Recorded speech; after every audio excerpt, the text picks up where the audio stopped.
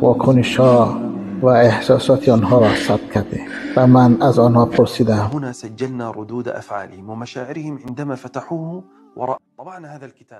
این کتاب پر شکلش مانند قرآن است ولی صفحه هایش پر خالی از آیات های. ما گروهی از خوانندگان و قاریان را دعوت کردیم بدون آنکه به آنها یگان چیز درباره این فکر بگوییم. آنگاه این کتاب را به دست آنها دادیم و از آنها خواستیم که چند آیت را بخوانند. آن لحظه واکنش‌ها و احساسات آنها را ثبت کردیم و من از آنها پرسیدم.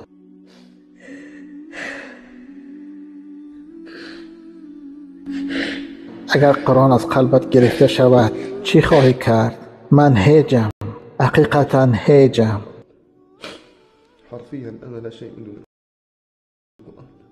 این واقعه دهشتناک است، سخت دهشتناک. اگر قرآن از قلبت برده شود این مصیبت است. قسم به خدا این حالت قلبی هر کسی را که این کتاب را به دست میگیرد تکان میدهد. هر کسی که قلبش با قرآن پیوند دارد وقتی این قرآن خالی را می‌بیند گویا در آن لحظه آیات‌ها از قلب او نیز گرفته شدند. در آن دم احساسات تنگی و درد می‌کند. این یک منظره وحشت انگیز است. منظره است که بزرگی حرف‌های قرآن را نشان می‌دهد. ارزش وجود قرآن را در زندگی ما نشان می‌دهد. این منظره اثبات می‌کند که قلب‌های زنده آنهایی که با قرآن زندگی میکنند و آنهایی که از قرآن غافلند قلبهایشان مرده است. این منظره هر یکی ما را وادار میکند که به قلب خود بگوییم ای قلب او در کجای نسبت کتاب خدا؟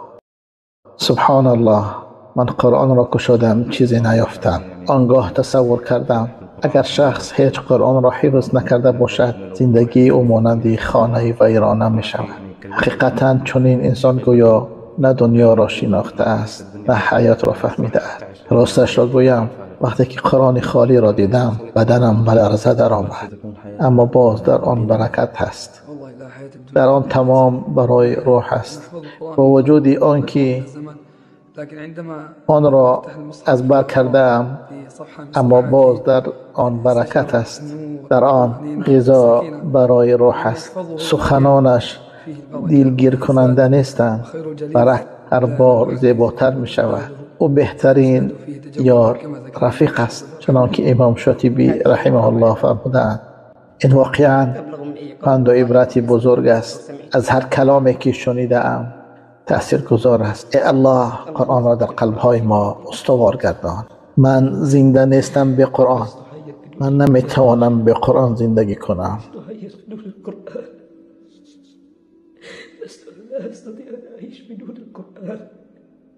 این چند دقیقه ما را فرا می‌خوانند ای خواننده قرآن تا بند شویم به آن نوری که در سینه داریم. کلام پروردگار این امانت است که باید نگهداری کنی، تکرار کنی، حفظ کنی، عمل کنی. این دقیقه ها تو را ای کس که راه حفظ قرآن را آغاز کرده ای تشویق میکند که دوام ده، منظم باش، زیرا تو در راه مقدس قرار داری. خدا تو را به واسطه قرآن بلند میکند و در انجام غالب خواهی شد. پیامبر خدا صلی الله علیه و سلم فرمودند به واسطه این کتاب خداوند گروهی از مردم را بلند میکند و دیگران را پایین میبرد. روایت عمر ابن خطاب رضی الله عنه. اکنون من به خود میگویم اگر من روزی در نزد پروردگارم حاضر شوم، عملهایم پیشکش شوند اما خود آنها را قبول نکند، چه میکنم؟ اگر من در روز قیامت در نزد مردم فاش شده باشم و گویند برو به دوزخ، اولین کسی هستی که با قرآن دوزخ را افروخت. ای الله ما را از اهل قرآن گردان، آنهایی که از خاصان تو هستند. من زنده نیستم به قرآن، من نمیتوانم به قرآن زندگی کنم.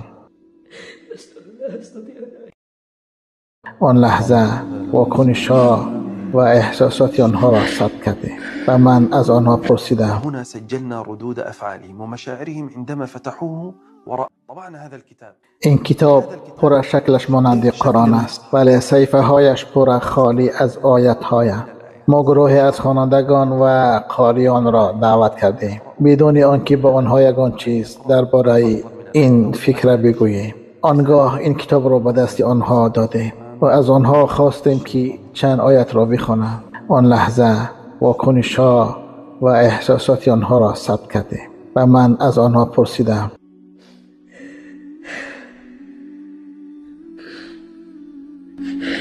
اگر قرآن از قلبت گرفته شود چی خواهی کرد؟ من هیجم، حقیقتا هیجم. حرفيا أنا لا شيء من دون القرآن. این واقعه دهشتناک است، سخت دهشتناک. اگر قرآن از قلبت برده شود این مصیبت است. قسم به خدا این حالت قلبی هر کسی را که این کتاب را به دست میگیرد تکان میدهد.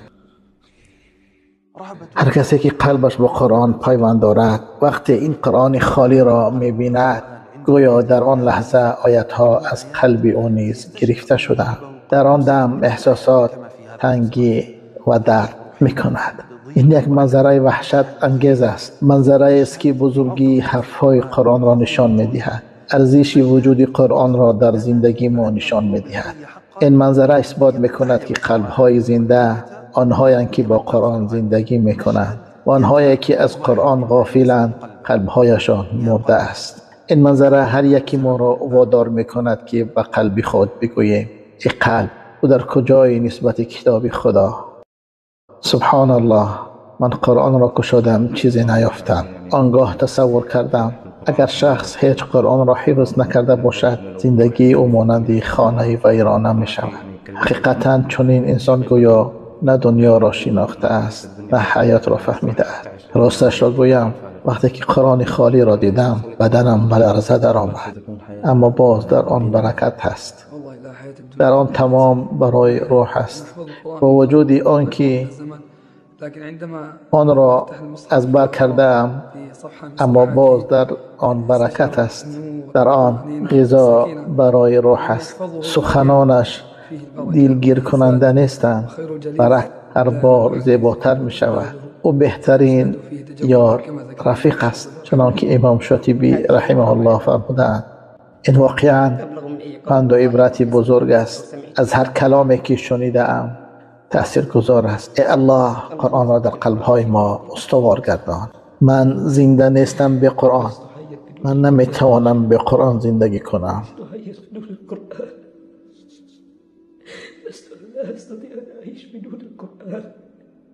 این چند دقیقه ما را فرا میخوانند ای خواننده قرآن تا بند شویم به آن نوری که در سینه داریم.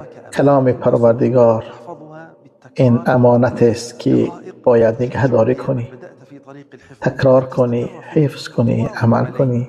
این دقیقه ها تو را ای کس که راه حفظ قرآن را آغاز کرده ای تشویق میکند که دوام ده، منظم باش، زیرا تو در راه مقدس قرار داری. خدا تو را به واسطه قرآن بلند میکند و در انجام غالب خواهی شد. پیامبر خدا صلی الله علیه و سلم فرمودند به واسطه این کتاب خداوند گروهی از مردم را بلند میکند و دیگران را پایین میبرد. روایت عمر ابن خطاب رضی الله عنه. اکنون من به خود میگویم اگر من روزی در نزد پروردگارم حاضر شوم، عملهایم پیشکش شوند اما خود آنها را قبول نکند، چه میکنم؟ اگر من در روز قیامت در نزد مردم فاش شده باشم و گویند برو به دوزخ، اولین کسی هستی که با قرآن دوزخ را افروخت. ای الله ما را از اهل قرآن گردان، آنهایی که از خاصان تو هستند. من زنده نیستم به قرآن، من نمیتوانم به قرآن زندگی کنم. آن لحظه واکنش‌ها و احساسات آنها را ثبت کرده و من از آنها پرسیدم. هنا سجلنا ردود أفعالهم ومشاعرهم عندما فتحوه وطبعنا هذا الكتاب. این کتاب پر شکلش مانند قرآن است ولی صفحه هایش پر خالی از آیات های. ما گروهی از خوانندگان و قاریان را دعوت کردیم بدون آنکه با آنها یگان چیز درباره این فکر بگوییم. آنگاه این کتاب را به دست آنها دادیم و از آنها خواستیم که چند آیت را بخوانند. آن لحظه واکنش‌ها و احساسات آنها را ثبت کردیم و من از آنها پرسیدم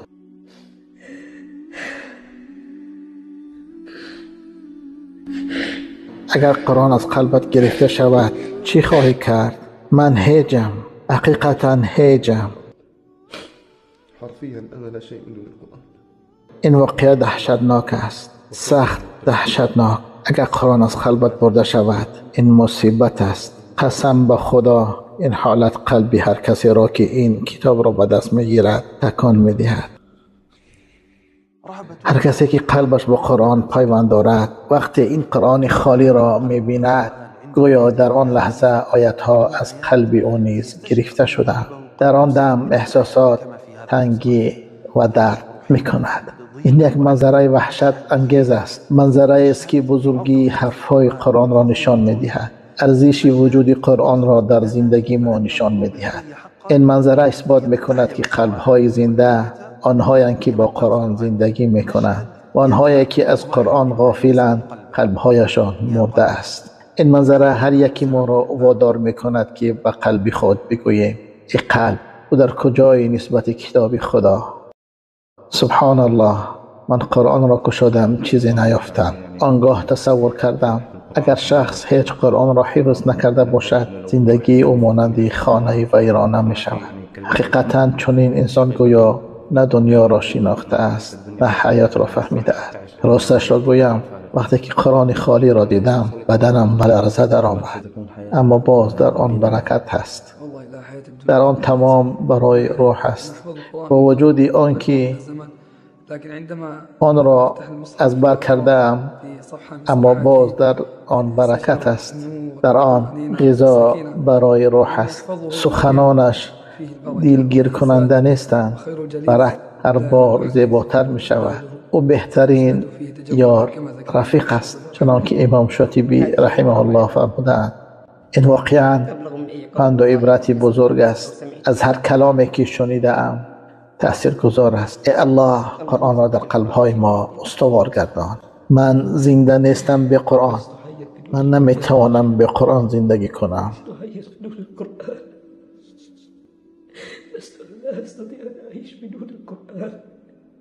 این چند دقیقه ما را فرا میخوانند ای خواننده قرآن تا بند شویم به آن نوری که در سینه داریم.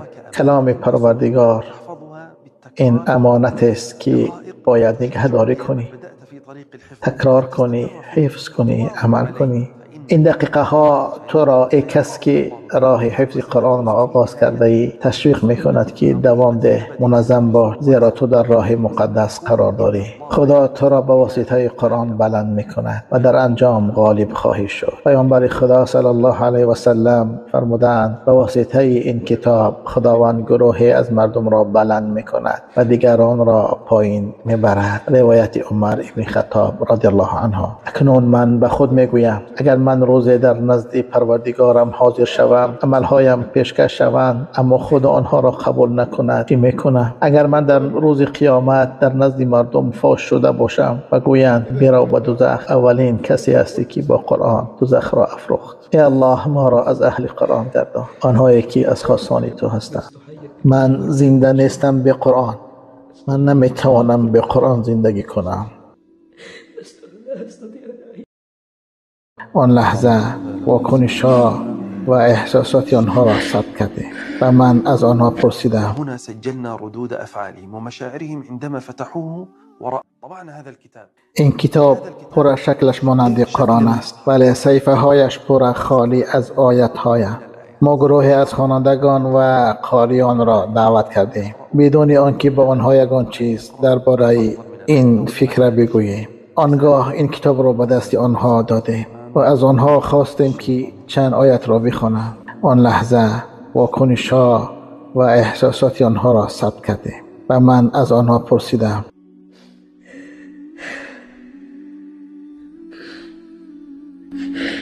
اگر قرآن از قلبت گرفته شود چی خواهی کرد؟ من هیجم، حقیقتا هیجم. حرفيا أنا لا شيء من دون القرآن. این واقعه دهشتناک است، سخت دهشتناک. اگر قرآن از قلبت برده شود این مصیبت است. قسم به خدا این حالت قلبی هر کسی را که این کتاب را به دست میگیرد تکان میدهد.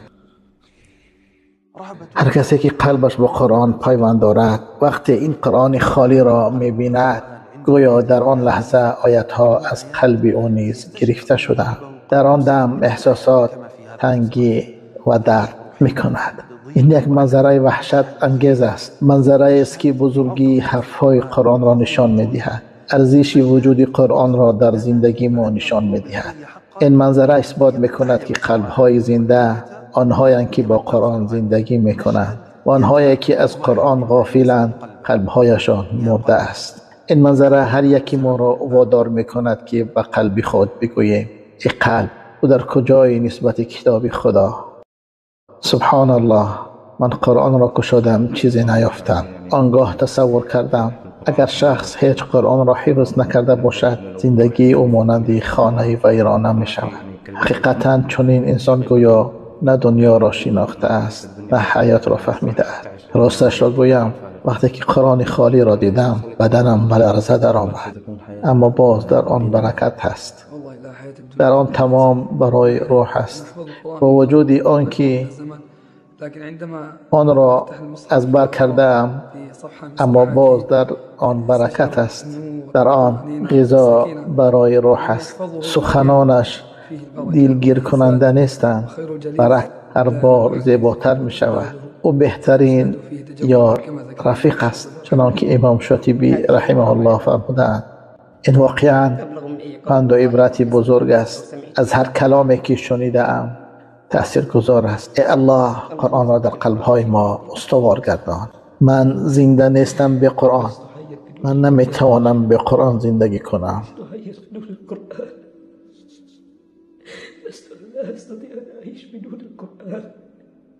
این چند دقیقه ما را فرا می‌خوانند ای خواننده قرآن تا بند شویم به آن نوری که در سینه داریم.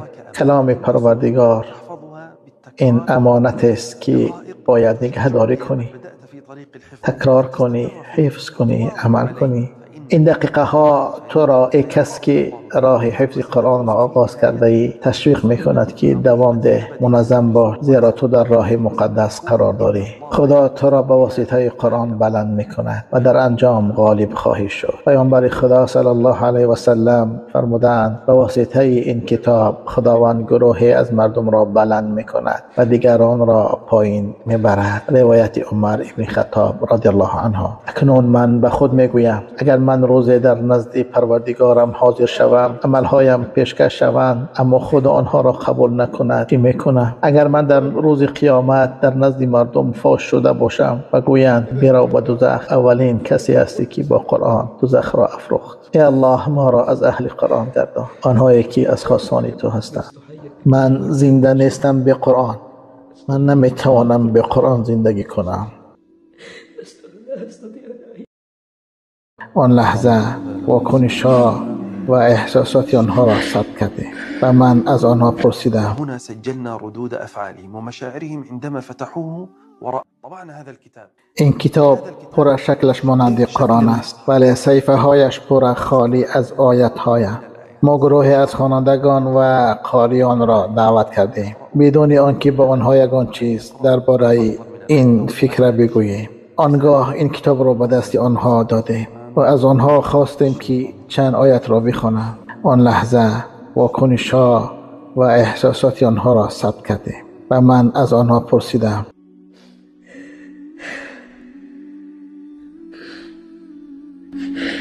اگر قرآن از قلبت گرفته شود چی خواهی کرد؟ من هیجم، حقیقتا هیجم. حرفيا أنا لا شيء من دون القرآن. این واقعه دهشتناک است، سخت دهشتناک. اگر قرآن از قلبت برده شود این مصیبت است. قسم به خدا این حالت قلبی هر کسی را که این کتاب را به دست میگیرد تکان میدهد. هر کسی که قلبش با قرآن پیوند دارد وقتی این قرآن خالی را میبیند گویا در آن لحظه آیت ها از قلب او نیز گرفته شده. در آن دم احساسات تنگی و درد میکند. این یک منظره وحشت انگیز است، منظره است که بزرگی حرفهای قرآن را نشان میدهد، ارزش وجود قرآن را در زندگی ما نشان میدهد. این منظره اثبات میکند که قلب‌های زنده آنهایند که با قرآن زندگی میکنند و آنهایی که از قرآن غافلند قلب‌هایشان مرده است. این منظره هر یکی ما را وادار میکند که به قلب خود بگوییم ای قلب، او در کجای نسبت کتاب خدا؟ سبحان الله، من قرآن را گشودم چیزی نیافتم. آنگاه تصور کردم اگر شخص هیچ قرآن را حفظ نکرده باشد زندگی او مانند خانه ویرانه می شود. حقیقتا چنین انسان گویا نه دنیا را شناخته است نه حیات را فهمیده است. راستش را گویم وقتی که قرآن خالی را دیدم بدنم به لرزه درآمد، اما باز در آن برکت هست، در آن تمام برای روح است. با وجود آنکه آن را از بر کردم اما باز در آن برکت است، در آن غذا برای روح است. سخنانش دلگیر کننده نیستند، برعکس هر بار زیباتر می شود. او بهترین یار رفیق است، چنانکه امام شاطبی رحمه الله فرمودند این واقعا پند و عبرتی بزرگ است. از هر کلامی که شنیده ام تأثیر گذار است. ای الله قرآن را در قلب‌های ما استوار گردان. من زنده نیستم به قرآن، من نمیتوانم به قرآن زندگی کنم.